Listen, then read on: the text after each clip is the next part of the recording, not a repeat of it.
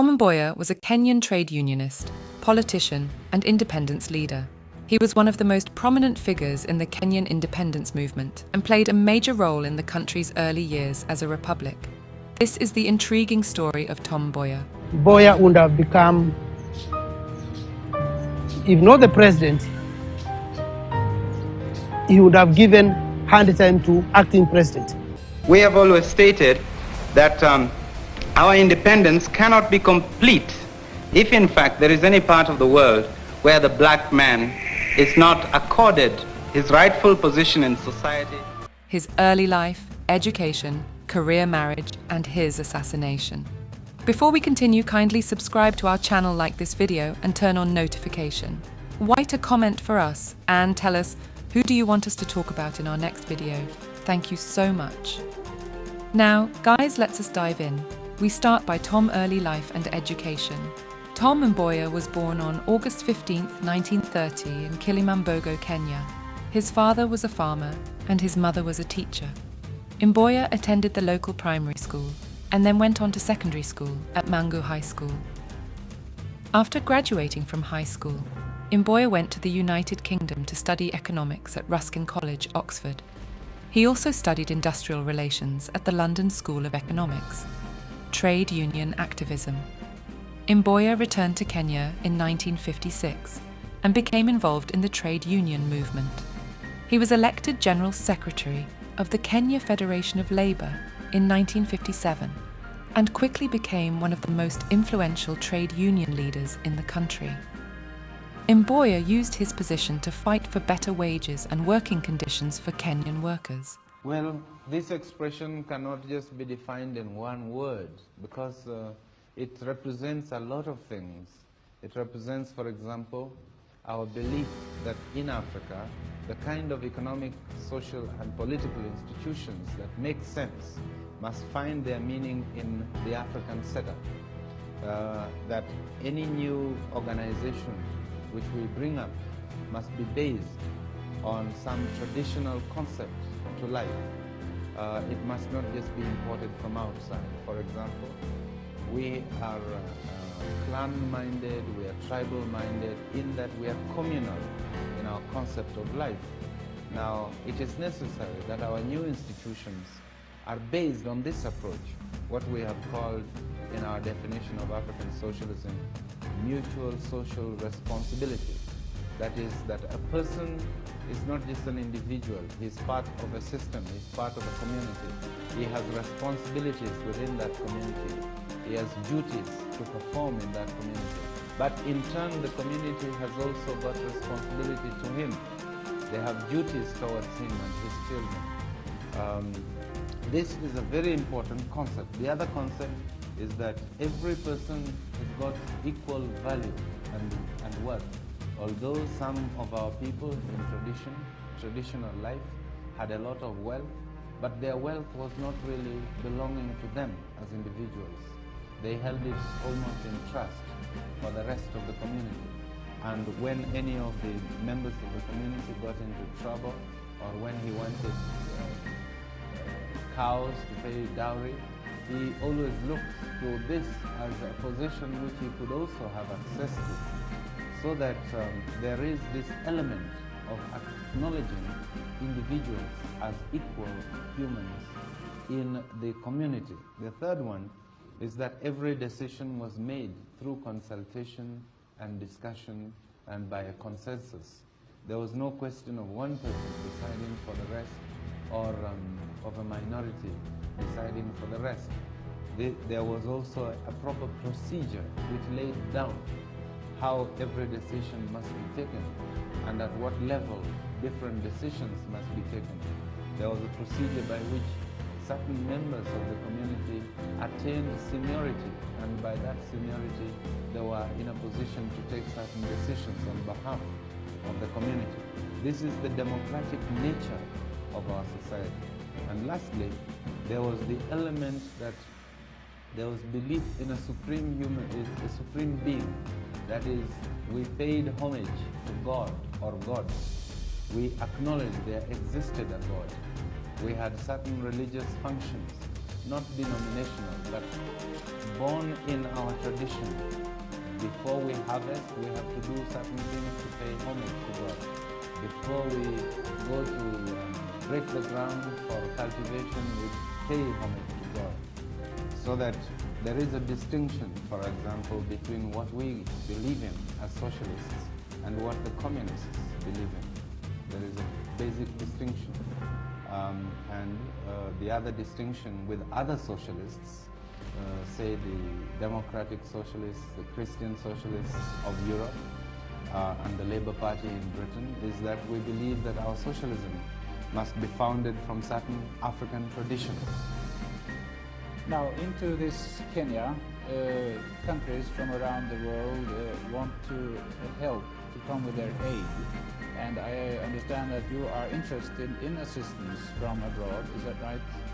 This is true, yes. Now, what kind of aid would you be mostly interested in, Mr. Mboya? Well, there are two major problems in a developing country like ours. One is the shortage of manpower, and the second is the shortage of capital.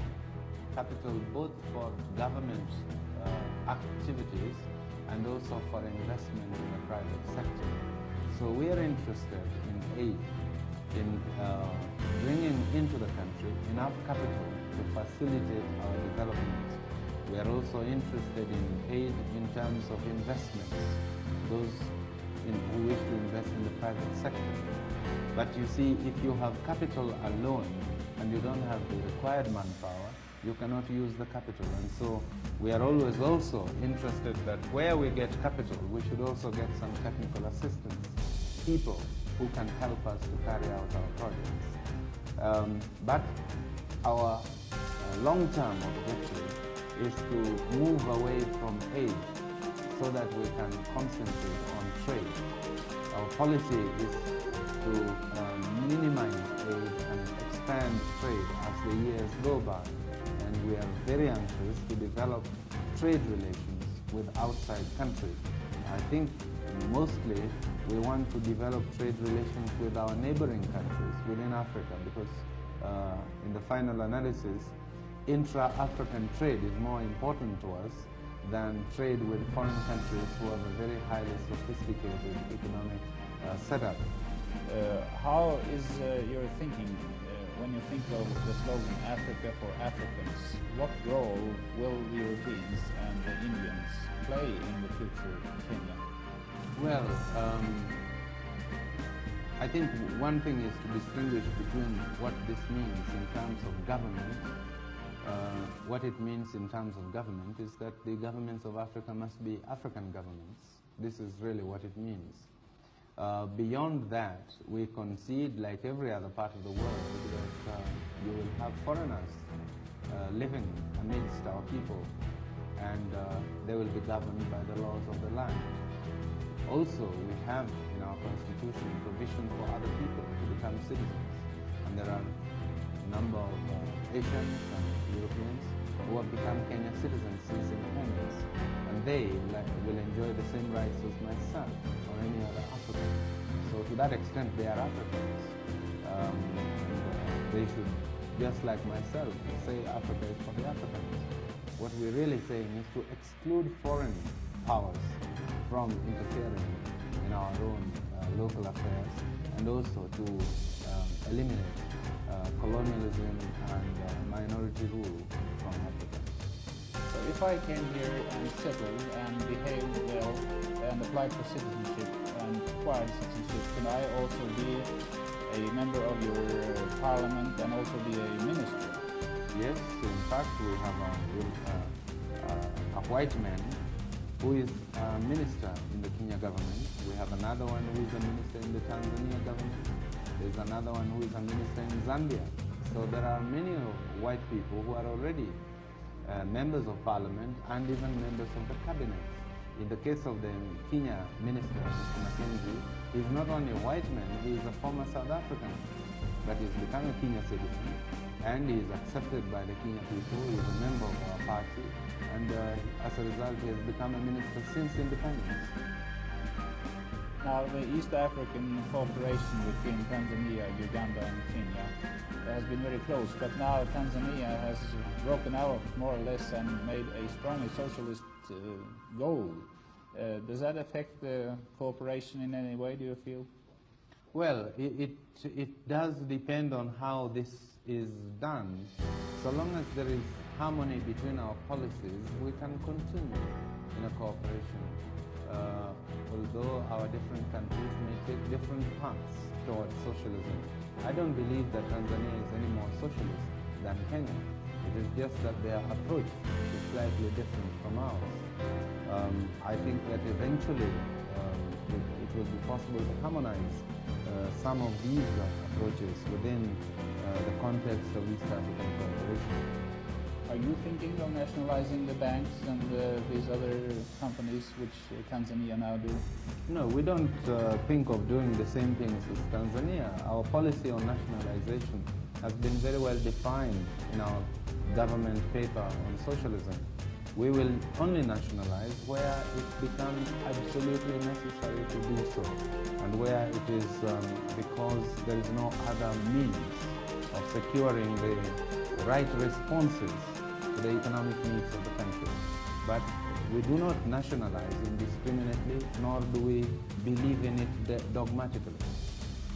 It has been said by people who know quite well the problems of the world that the underdeveloped countries become poorer and poorer and the rich countries become richer and richer, that the distance is growing larger and getting smaller. Is that true to any extent, and how should we overcome this problem? This is very true, and I have defined it very, very comprehensively in my speech at Lagos, which I have since published, showing how difficult the terms of aid, terms of loan and so on have been getting, and also the terms of trade between the developed and developing countries, and also showing how these per capita incomes in the developed countries have been going up, whereas those in the developing countries have been remaining stagnant or even reducing.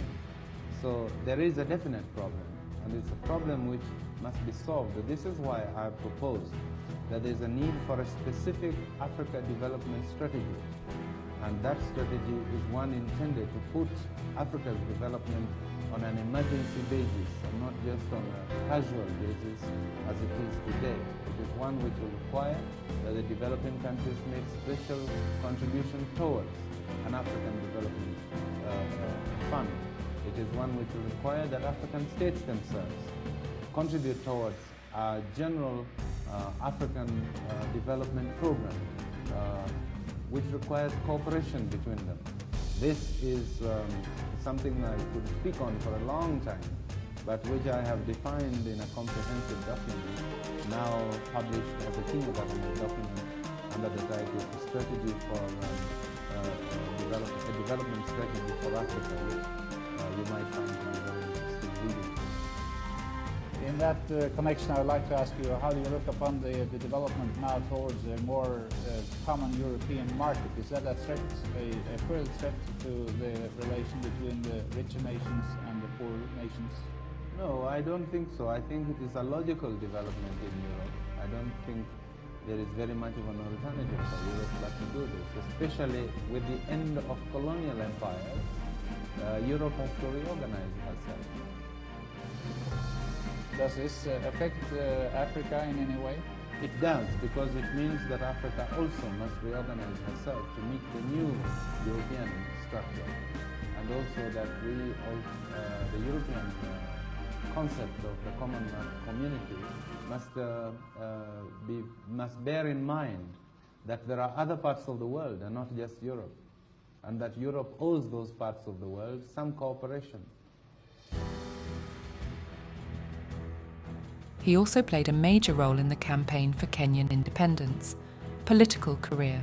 In 1960, Mboya was elected to the Legislative Council of Kenya. He quickly became one of the most prominent leaders of the Kenya African National Union, KANU, the party that led the country to independence in 1963. After independence, Mboya served as Minister of Economic Planning and Development. He was responsible for overseeing the country's economic development and played a key role in the development of Kenya's infrastructure and education system. Mboya was also a leading figure in the Pan-African movement.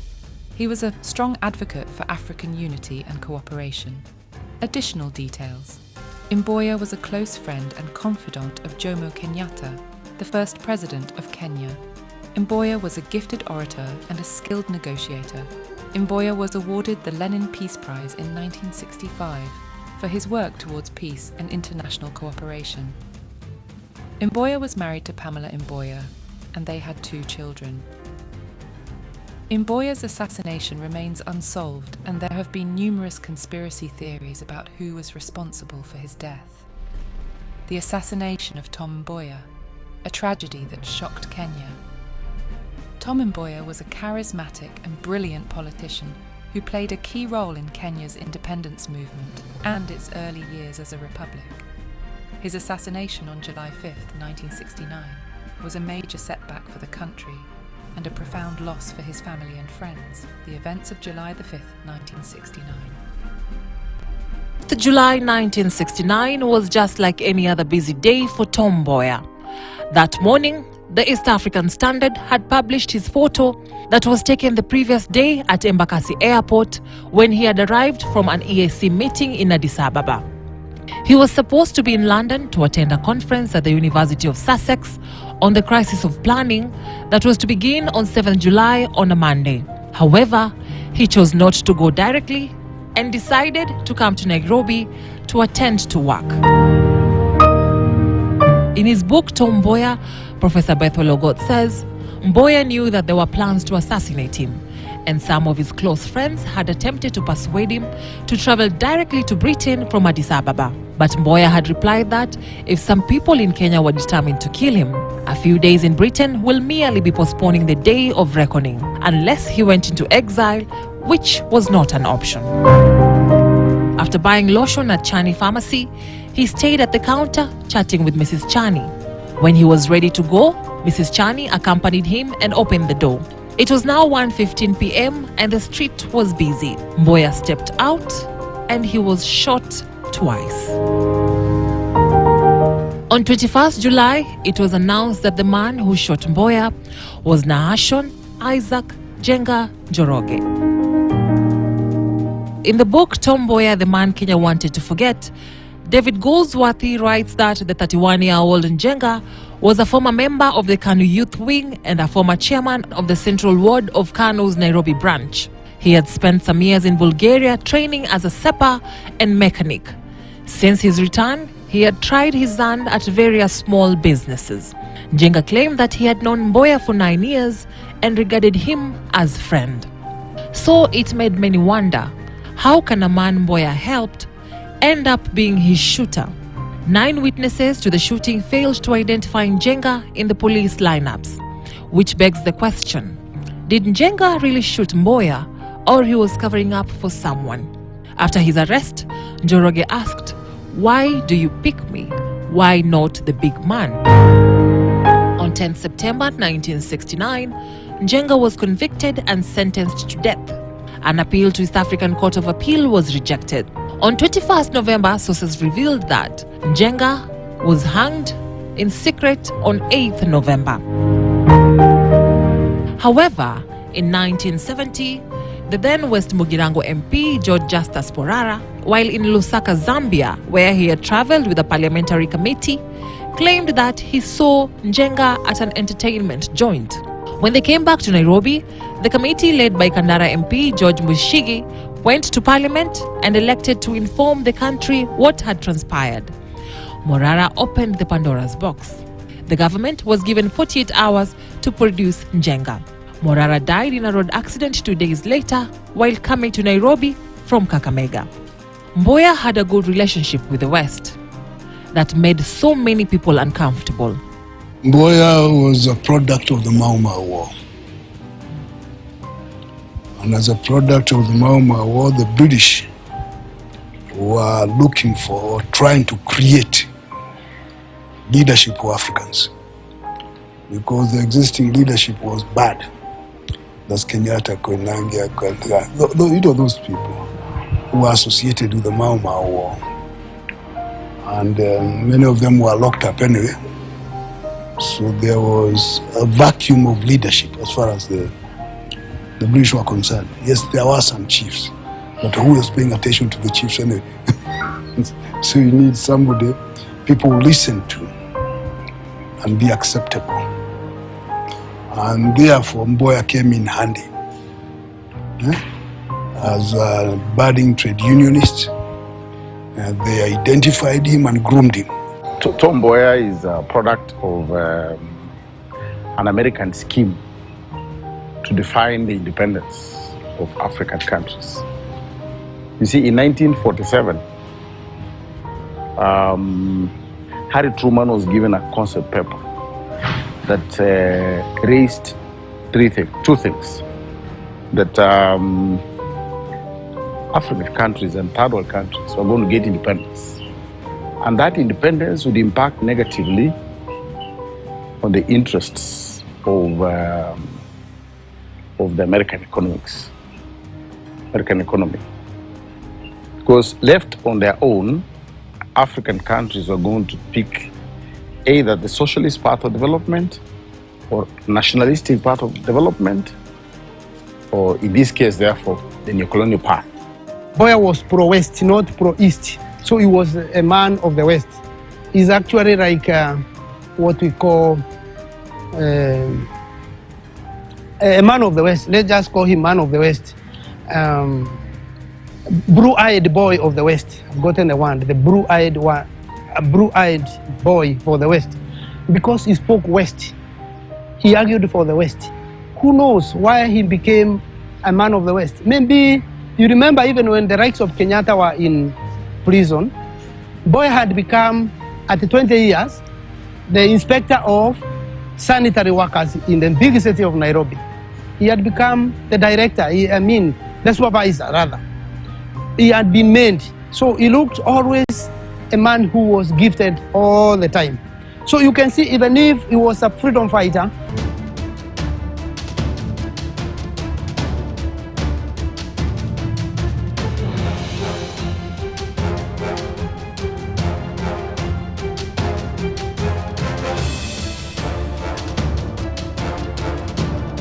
he was not given the same beating, I call it beating, as the Kenyattas, the Onekos, and others were given, who were jailed, those who were jailed.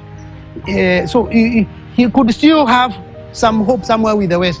As a budding trade unionist, they identified Mboya and groomed him. They provided him with opportunities to go to various places and be seen. As time passed, the British decided to give him a little more exposure, other than simply attending conferences, labor conferences, which they were arranging. So they gave him an opportunity to go to Oxford, not to get a degree, but rub shoulders, to be seen to be with policymakers and learn how to deal with it. So he was their boy. Professor Macharia adds that the fact he was groomed by the British could not water down the fact that he worked very hard. In the book Tom Mboya, The Man Kenya Wanted to Forget, David Goldsworthy says Ruskin College knew that they were receiving an unusual student. He was in a different position from the average Ruskin students, or even others from the colonies. And while at Oxford, being groomed by Marjorie Parham, Dame Marjorie Parham, very influential British operator in the colonial circles at Oxford. And she had a reputation for identifying and grooming potential African leaders.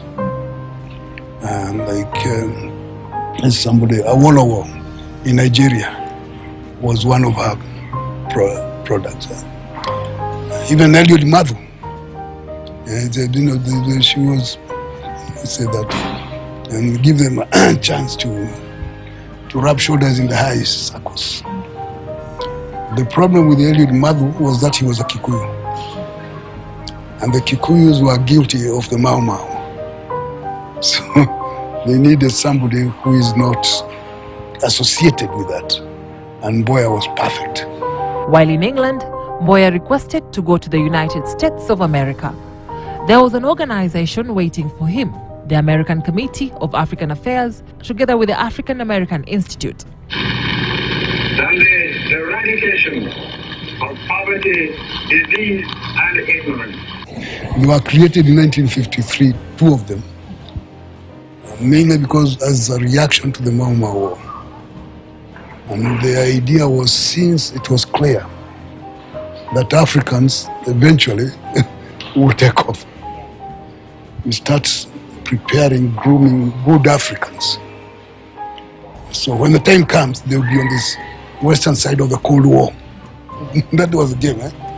So I have no doubt in my mind that Mboya was a project of the West. And that's why when he goes to the USA, a small boy in our government, he has huge access. Gets in touch with Kennedy, with meets Martin Luther King, with the mission of just seeing to it that the guy is well anchored. Professor Macharia adds that the African American Institute was created and funded by the CIA. The American Committee of African Affairs was created by the liberals. The liberals are people who look for Americans' interest in the long run. Realizing that this is going to happen, whether we like it or not, you might as well prepare to win these Africans to your side. And that's why you have people like the American labor unions, and that's where John Kennedy comes in, as one of those people who are looking beyond 1950s to American interests in the future. Trying to shift away from the Eisenhower position that initially tended to support the British in everything for their own Cold War logic, because they need the British in the Cold War. So the British were exerting something. So initially, the Eisenhower administration was fully supportive of the British operations in Kenya against the Mau. They even got into small deals there and there. So I want to think that in trying to package Mboya to come and become an African leader, first he had to be in touch with those in power, and then second, he had to be on the right side of the civil rights movement. So I want to think that's how the American administration gave him a chance to connect with both the civil rights movement as well as the right civil rights movement and the establishment in power. According to Professor Macharia, the British and the Americans were looking for a good African they can groom and become now the official leader of the Africans. When he indicated he would like to go to the US, the American Committee on African Affairs was waiting for him. They publicized him, sold his pamphlet then. And why was he so attractive?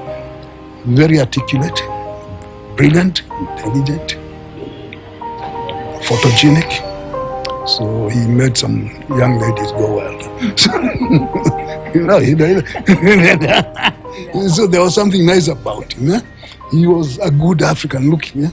Not like the ones that have been portrayed looking like wild. And the Kenyattas with the dreadlocks, or even sometimes they portrayed Kenyatta as if he's a wild man. And in those days. So now to get an African who looks polished, who speaks the language they understand, they were excited. It is no wonder that the New York Times, for the first time in 1959, put cover headline. They put a photo of Mboya in the cover title, the cover page. They put the photo of Mboya and described him as probably the next leader of Africa. In the likes of Marcus Garvey, Kwame Nkrumah. They saw him beyond what Kenyans saw him. They could see a very talented man through those press conferences that he held in New York and other cities in the West. Mboya's impact in post-independence Kenya is really immeasurable. Nobody can account for it. Mboya was the most sophisticated, armed with very high analytical skills and sufficient connections to the West. In fact, most of his documents are assisted by American professors. If you read Jaramogi's book, Not Yet Uhuru, he gives a breakdown of those who took part in shaping up the book. Ruth First, all those leftists of those years.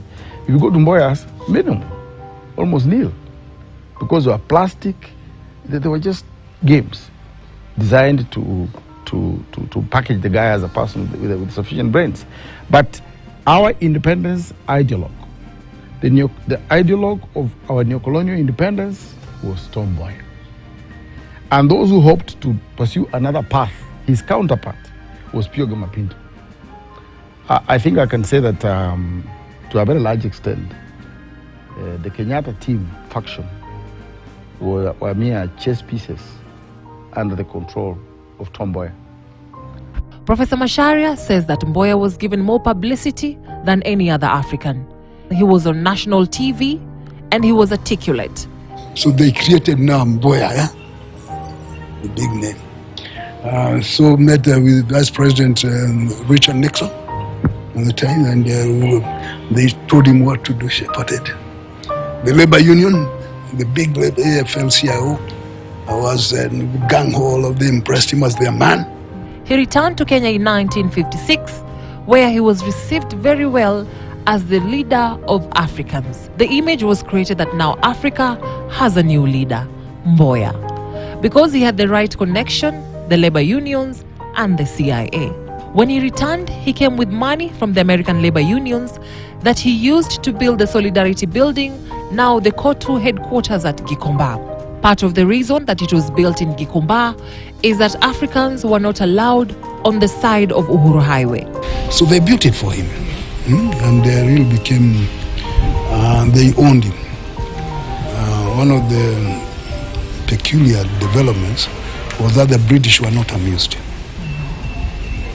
So this is our boy, we created him. And then the Americans come and steal him. Yeah. As one of the Major Parham students who interacted with him at Boston University. He's the one who was telling me how Marjorie was angry. Because this is our boy. What are the Americans? And they had the rivalry as to who controls Kenya in the future. And Mboya was supposed to be their boy. And then the Americans come and steal him. The British were not amused. There was desire to promote Mboya as the leader of Africans, which brought problems with other African leaders like Ghana's President Kwame Nkrumah. In 1958, Nkrumah organized a big anti-colonial conference. In that conference, with Nkrumah shining, Mboya's star was also felt. And then he used the opportunity very well to sound like a champion of Pan-Africanism, anti-colonialism. So he told the colonial official to scram out of Africa, the way they had scrambled into it. That's what captured imagination. Scram out of Africa. And they boosted his stock up, and his stock with the Americans, who are doing what was necessary to keep him popular. In Kip Kyle's book, The Politics of Independence of Kenya, on 6 March 1959, 34 leading members of the Nairobi People's Convention Party, Mboya being the party's president, were rounded up, and the party's paper Uhuru was banned on grounds that it had imported and republished forbidden literature from India. Mboya was not arrested, a point noted with a suspicion by Omolo Agar, who was the organizing secretary of the party. When you read this book called The Man Kenya Wanted to Forget, you see a very dramatic political leader in Tom Mboya, but he's not arrested even once. He's the only one who's not arrested, but most active. Why? During the time the Americans were interested in Mboya, there was a growing number of African students who wanted to study in America. They created an organization that raised money to help these students. Martin Luther King Jr., John F. Kennedy were among those who contributed. Macharia adds that Kennedy was an anti-colonialist. Hence, linking up with Mboya was easy since he was also the chairman of the Senate Committee of the African Affairs. He also condemned the French in the Algerian War. That's the way it was initiated. The American Committee on African Affairs mobilizing resources so that they can pay for the aeroplane to bring students to North America. And with the understanding that once they finish and they go back and independence comes, they are likely to be on the American side of the Cold War. Professor Macharia adds that the politics of the airlift was something else because it also became a domestic issue. What would Mboya have become if he was not assassinated? If Mboya stayed longer, he had three things to decide. One, he had the brilliance and charisma. You see, two, he had the skill to mobilize. He was quite a good speaker. Therefore, and also networked nationally. Okay? Then the other thing that was on his side was the West. They wanted him to be the main guy in the African continent as far as defending their interests was concerned. So with these three things to his favor, I can't rule out his presidency in the early 70s. If Mboya was not assassinated, I want to tell you from what I've gathered from reading all these books here, and even Paul Goldsmith, a British who did a very good research. On the evening of July 5th, 1969, Tom Mboya attended a public meeting at Nairobi's City Hall. He left the meeting around 10:30 p.m. and walked to his car, which was parked on Government Road. As he approached his car, a man emerged from the shadows and shot him 5 times in the chest at close range. Mboya was rushed to Nairobi Hospital, but he was pronounced dead on arrival. He was 39 years old. The investigation. The assassination of Tom Mboya sent shockwaves through Kenya and beyond. The government launched a massive investigation to find his killer. Within a week, 5 suspects had been arrested. Nahashon Isaac Njenga Mwangi, a mechanic. Michael Mbogo Njiroga, a teacher. James Stephen Gikonyo Karanja, a waiter. Joseph Mchuga Mwangi, a butcher. Wambugu Mwangi. The 5 suspects were charged with murder and conspiracy to commit murder. The trial began in October 1969 and lasted 7 months. The trial was a major event in Kenya. It was covered extensively by the media and the public was deeply interested in the outcome. The prosecution presented a strong case against the 5 suspects. They produced eyewitnesses who placed the suspects at the scene of the crime. They also presented forensic evidence that linked the suspects to the murder weapon. The defense attorneys argued that the suspects were innocent and that they had been framed. They pointed out that there were inconsistencies in the eyewitness testimony and that the forensic evidence was not conclusive. The verdict. On March 12, 1970, the jury found all 5 suspects guilty of murder and conspiracy to commit murder. The judge sentenced them to death. The appeals. The 5 suspects appealed their convictions and sentences to the Court of Appeal. The Court of Appeal upheld the convictions but reduced the sentences to life imprisonment.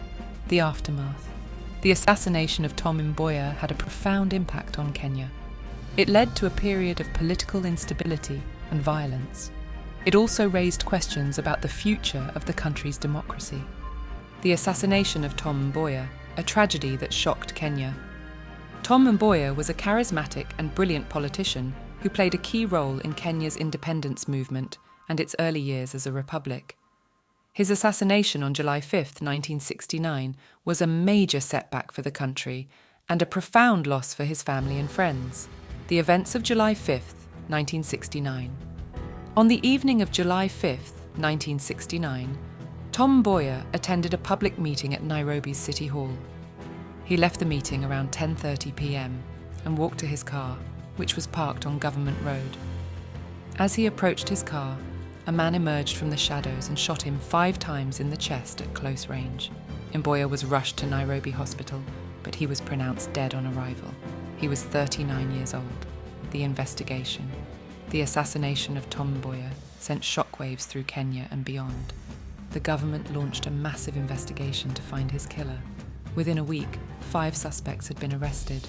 Nahashon Isaac Njenga Mwangi, a mechanic, Michael Mbogwa Njoroge, a teacher, James Stephen Gikonyo Karanja, a waiter, Joseph Muchugu Mwangi, a butcher, Wambugu Kimani.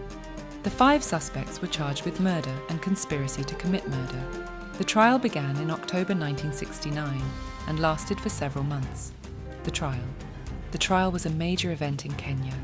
It was covered extensively by the media, and the public was deeply interested in the outcome. The prosecution presented a strong case against the 5 suspects.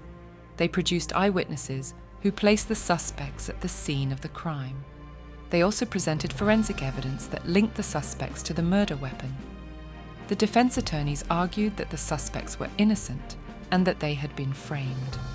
They pointed out that there were inconsistencies in the eyewitness testimony and that the forensic evidence was not conclusive. The verdict. On March 12, 1970, the jury found all 5 suspects guilty of murder and conspiracy to commit murder. The judge sentenced them to death. The appeals. The 5 suspects appealed their convictions and sentences to the Court of Appeal. The Court of Appeal upheld the convictions, but reduced the sentences to life imprisonment. The aftermath. The assassination of Tom Mboya had a profound impact on Kenya. It led to a period of political instability and violence. It also raised questions about the future of the country's democracy. In the years since the assassination, there have been numerous investigations and conspiracy theories about who was responsible for Mboya's death. Some believe that he was killed by political opponents who feared his growing influence. Others believe that he was assassinated by foreign powers who saw him as a threat to their interests. The legacy of Tom Mboya. Tom Mboya was a visionary leader who dedicated his life to the betterment of Kenya. He was a key figure in the independence movement, and he played a major role in the country's early years as a republic. His assassination was a major setback for Kenya, but his legacy continues to inspire Kenyans today. He is remembered as a symbol of hope and reconciliation, and his work continues to be an inspiration for those who are working to build a better Kenya. Conclusion.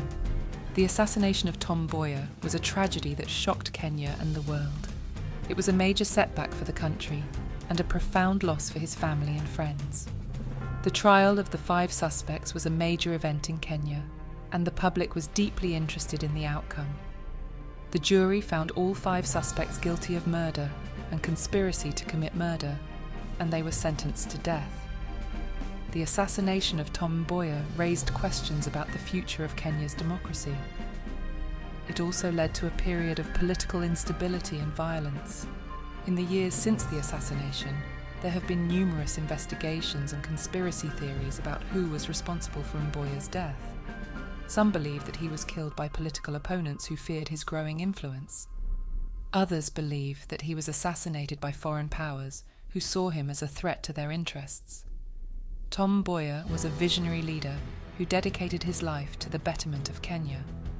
He was a key figure in the independence movement, and he played a major role in the country's early years as a republic.